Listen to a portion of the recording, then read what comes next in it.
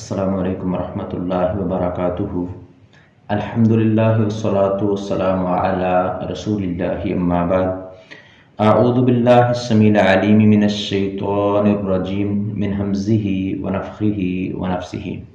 یا ایہا الذین آمنوا لا تدخلوا بیوتا غیر بیوتکم حتی تستأنسوا وتسلموا علی اہلہا ذالکم خیر لکم لعلکم تذکرون۔ فإن لم تجدوا فیہا احدا فلا تدخلوها حتی یؤذن لکم وإن قیل لکم ارجعوا فارجعوا هو ازکی لکم واللہ بما تعملون علیم۔ لیس علیکم جناح ان تدخلوا بیوتا غیر مسکونۃ فیہا متاع لکم واللہ یعلم ما تبدون وما تکتمون۔ یا ایہا الذین آمنوا، اے لوگو جو ایمان لائے ہو، لا تدخلوا بیوتا غیر بیوتکم، تم اپنے گھروں کے سوا اور گھروں میں داخل نہ ہو، حتی تستأنسوا، یہاں تک کہ تم انس حاصل کر لو، وتسلموا علی اہلہا، اور ان کے رہنے والوں کو سلام کر لو۔ ذالکم خیر لکم، یہ تمہارے لیے بہتر ہے، لعلکم تذکرون، تاکہ تم نصیحت حاصل کرو۔ فإن لم تجدوا فیہا احدا، پھر اگر تم ان میں کسی کو نہ پاؤ، فلا تدخلوها حتی یؤذن لکم، تو ان میں داخل نہ ہو یہاں تک کہ تمہیں اجازت نہ دے دی جائے۔ وَإِن قِيلَ لَكُمُ ارْجِعُوا فَارْجِعُوا، پھر اگر تمہیں کہا جائے کہ واپس چلے جاؤ تو واپس ہو جاؤ، ہوا ازکی لکم، یہ تمہارے لیے زیادہ پاکیزہ ہے۔ واللہ بما تعملون علیم، اور اللہ تعالیٰ جو کچھ تم کرتے ہو خوب جاننے والا ہے۔ لیس علیکم جناح، تم پر کوئی گناہ نہیں ہے، ان تدخلوا بیوتا غیر مسکونۃ، کہ تم ان گھروں میں داخل ہو جن میں رہائش نہیں رکھی گئی، فیہا متاع لکم، جن میں تمہارے لیے فائدے کی کوئی چیز ہو، واللہ یعلم ما تبدون وما تکتمون، اور اللہ تعالیٰ جانتا ہے جو تم ظاہر کرتے ہو اور جو کچھ چھپاتے ہو۔ سورہ النور کی آیت نمبر 27 تا 29 کی تلاوت اور ترجمہ کیا ہے۔ یا ایھا الذین آمنوا لا تدخلوا بیوتا، گزشتہ آیات میں زنا، قذف اور ان کی حدود کا بیان گزرا ہے۔ اب اللہ تبارک و تعالیٰ گھروں میں داخل ہونے کے آداب بیان فرما رہے ہیں تاکہ مرد اور عورت کے درمیان اختلاط نہ رہے، جو عام طور پر زنا یا قذف کا سبب بنتا ہے۔ غیر بیوتکم، یعنی اپنے گھروں کے علاوہ میں داخل نہیں ہونا، یعنی صرف اپنے گھر ایسے ہیں کہ جن میں داخلے کے لیے اجازت کی ضرورت نہیں ہے، جہاں آدمی اکیلا رہتا ہے یا اپنی بیوی کے ساتھ رہتا ہے۔ اگرچہ افضل یہی ہے کہ وہاں داخلے کے وقت بھی کسی طرح اطلاع جو ہے وہ دینی مستحب ہے، افضل ہے۔ صحیح بخاری میں حدیث ہے، جابر بن عبداللہ رضی اللہ عنہ فرماتے ہیں، اللہ کے رسول صلی اللہ علیہ وسلم نے فرمایا، صحیح بخاری میں 5244 نمبر پہ ہے، کہ نبی مکرم صلی اللہ علیہ وسلم نے فرمایا، اذا اطال احدکم الغیبۃ فلا یترک اہلہ لیلا، جب تم میں سے کوئی شخص زیادہ دیر تک باہر رہے تو اپنے گھر والوں کے پاس رات کے وقت نہ آئے۔ اور صحیح مسلم میں ہے کہ رسول اللہ صلی اللہ علیہ وسلم نے زیادہ دیر گھر سے باہر رہنے والے شخص کو منع فرمایا کہ وہ اپنے گھر والوں کی خیانت یا کوئی غلطی پکڑنے کے لیے اس کی تلاش میں جو ہے وہ رات کو اچانک گھر میں آئے، اس سے منع فرمایا۔ اور اسی طرح عبداللہ بن مسعود رضی اللہ عنہ کی بیوی زینب رضی اللہ عنہ بیان کرتی ہیں کہ جب عبداللہ گھر میں آتے، اپنے کسی معاملے سے فارغ ہو کے کسی سفر سے گھر میں آتے تو دروازے کے پاس آ کے کھانستے تھے، تھوکتے تھے، تاکہ ان کی آواز جو ہے گھر والے سن لیں، تاکہ وہ اچانک گھر میں نہ آئیں کہ گھر والوں کی حالت ایسی ہو کہ وہ ان کو ناپسند ہو۔ تو اس لیے اپنے گھروں میں بھی اطلاع دینا جو ہے وہ مستحب ہے، افضل ہے، بہتر ہے۔ تو کسی کے گھر میں بغیر اجازت کے داخل ہونا یہ درست نہیں ہے، حتیٰ تستأنسو کا لفظی ترجمہ ہے یہاں تک کہ تم انس حاصل کر لو. اس لیے اس میں صرف یہی نہیں کہ اجازت کا مفہوم ہے، بلکہ یہ مفہوم بھی اس میں شامل ہے کہ تم معلوم کر لو کہ گھر میں کوئی ہے بھی یا کہ نہیں، اور اگر ہے تو تمہارا گھر میں آنا، اندر داخل ہونا اس کو پسند ہے یا کہ نہیں. اجازت مانگنے کا طریقہ، بنو عامر کا ایک آدمی آیا اور رسول اللہ صلی اللہ علیہ وسلم کے پاس آنے کی اجازت اس نے مانگی کہ میں اندر آ جاؤں.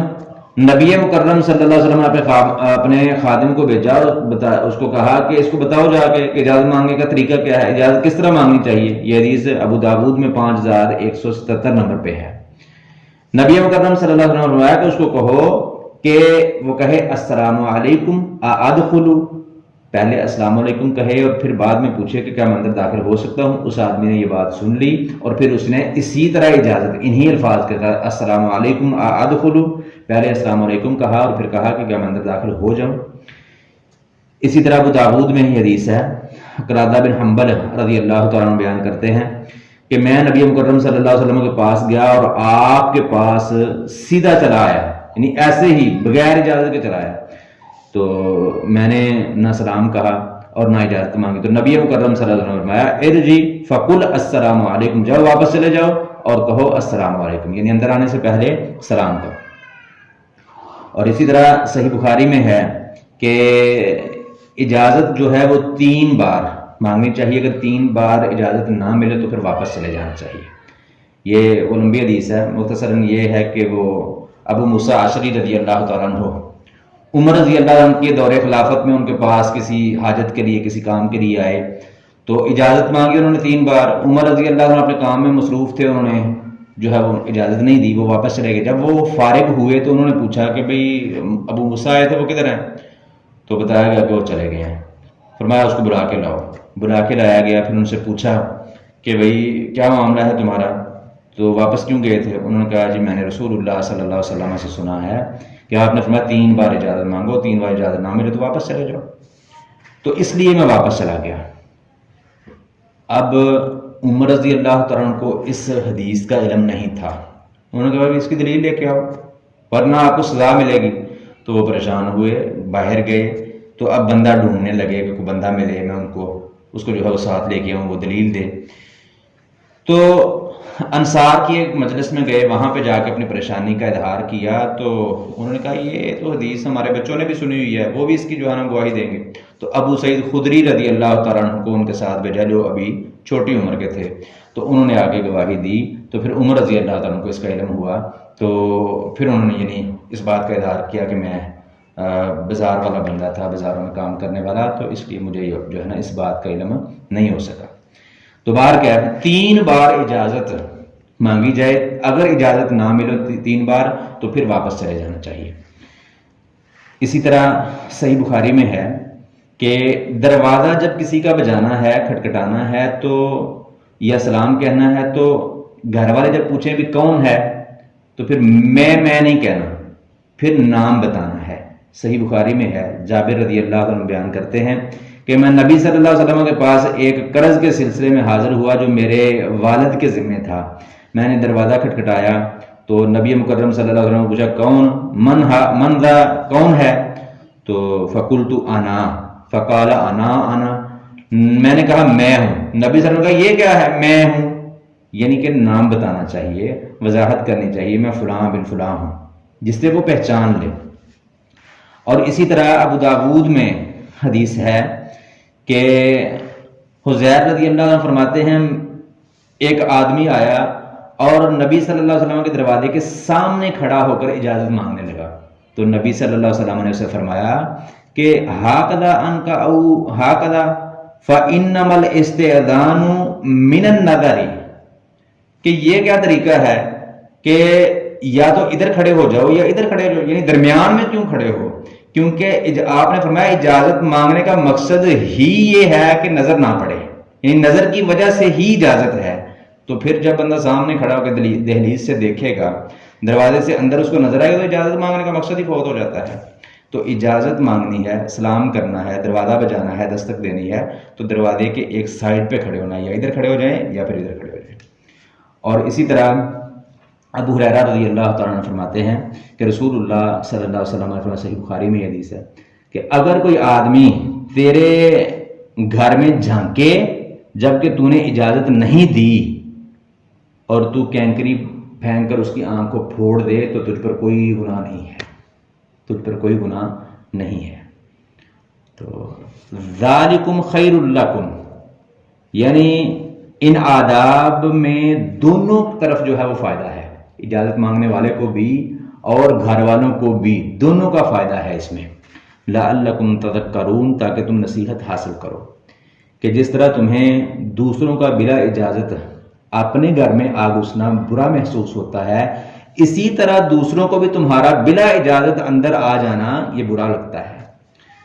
تو آج مسلمان جو ہے اس رسول اللہ صلی اللہ علیہ وسلم کی سنت کو چھوڑے ہوئے ہیں، الا ماشاء اللہ، اپنے رشتہ داروں کے گھروں میں، ہمسایوں کے گھروں میں، دوسروں کے گھروں میں، محلے داروں کے گھروں میں جو اسی طرح بغیر اجازت کے ایک دوسرے کے گھروں میں آتے جاتے ہیں، تو جس سے بڑی ساری خرافات پیدا ہوتی ہیں، بڑی ساری خرافات پھر پیدا ہوتی ہیں۔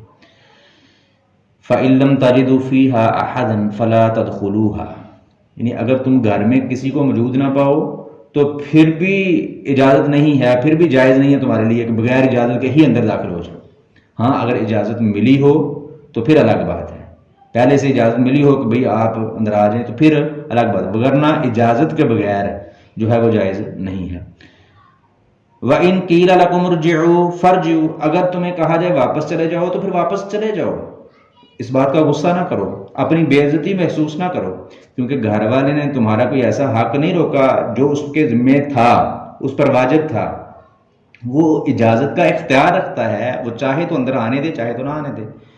ہوا ازکا لکم، یعنی تمہارا واپس آ جانا تمہارے لیے زیادہ پاکیزہ ہے، عزت کے باعث ہے، کیونکہ اس طرح تم کسی کے دروازے پر کھڑے رہنے کی بے قدری سے بچ جاؤ گے، تو واپس آنے سے گھر والوں کے دل میں تمہاری حیا، تمہاری عزت اور بڑھ جائے گی، اور اللہ تبارک تعالیٰ کے ہاں اجر عظیم وہ بھی ملے گا۔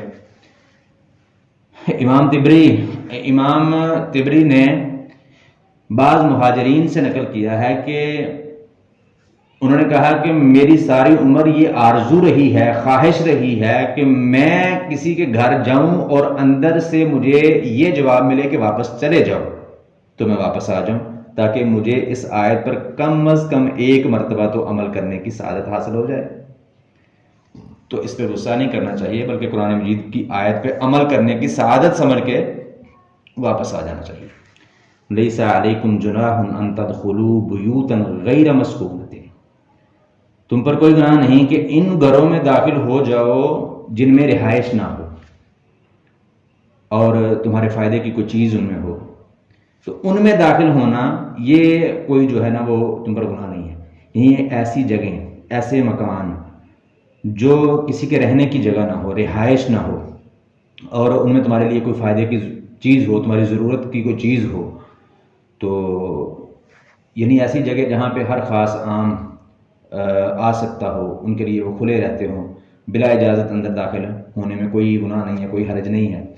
مثلا اسٹیشن ہیں، بسوں کے اڈے ہیں، مساجد ہیں، اور اسی طرح کھانے پینے والے ہوٹلز ہیں، اور مسافر خانے ہیں، دکانیں ہیں، تو ان جگہوں پہ بغیر اجازت اندر آیا جا سکتا ہے۔ اسی طرح وہ مکانات جو بے آباد، ویران، کھنڈرات ہیں، تو وہاں پہ بھی آرام کرنے کے لیے، رات گزارنے کے لیے، سایہ حاصل کرنے کے لیے بغیر اجازت اندر آیا جا سکتا ہے۔ واللہ یعلم ما تبدون وما تکتمون، یعنی اللہ تبارک تعالیٰ تمہارے ظاہر اور پوشیدہ اعمال جانتا ہے، اسے خوب معلوم ہے کہ تم کسی جگہ پہ جاتے ہو تمہاری نیت کیا ہوتی ہے۔ تو اللہ رب العالمین ظاہر اور پوشیدہ ہر بات کو جانتے ہیں۔ اللہ رب العالمین سے دعا ہے کتاب و سنت کو صحیح معنوں میں سمجھنے، عمل کرنے اور دوسروں تک پہنچانے کی توفیق عطا فرمائے۔